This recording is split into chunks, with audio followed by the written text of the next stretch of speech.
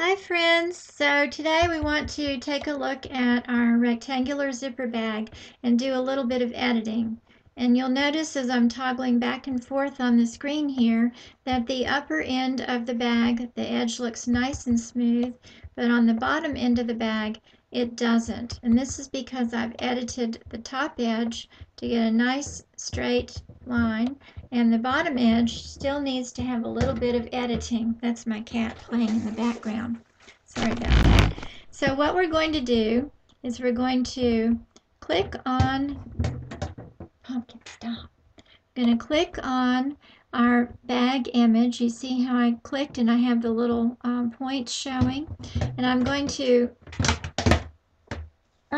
expand this way up so that I can get a good look at it. Sometimes when you expand it, you will lose your image. Let's see where it went. Maybe I need to shake it down just a little bit. Let's see. Where did it go? There it is. Okay. Let's keep a handle on it this time and not expand too much at one time so I don't lose it again.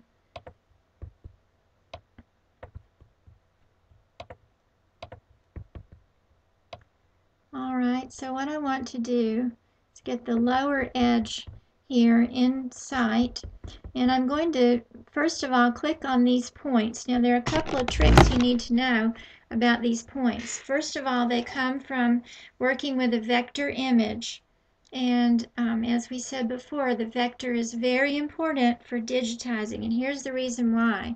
When I have these points in sight, there's a lot that I can do with them. For example, I can click here and just drag this to the edge, and drag this to the edge, and now if I click on the Stitch It button, then my image is stretched out, and I can make it a perfectly straight line by holding the Control key down and clicking again on these little bars, and you can see once I stitch it, now I have a perfectly straight line. Wasn't that easy? Now this line is not going to be straight because I have deleted the stitches that were there. I can stretch it out if I want to, but I really don't want to because I want the end of the zipper to be enclosed right there. I don't want it to go to the very edge of my bag. But you can see how editing can polish up your work. And I want everything to be outside of the blue line here because that's the final stitch line for the back of the bag. So this pink line and this green line are fine, just being slightly outside of that stitch line, that stitch area. And over here, you see I might need to pull that blue line in just slightly. So let's click on it. Whoops.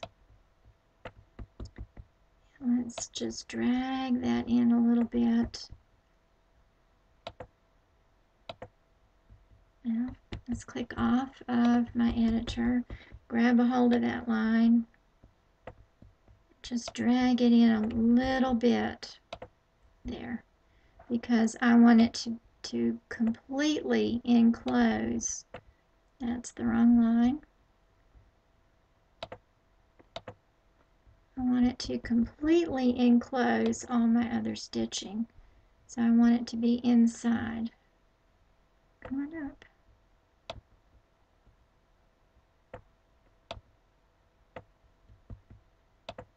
There we go.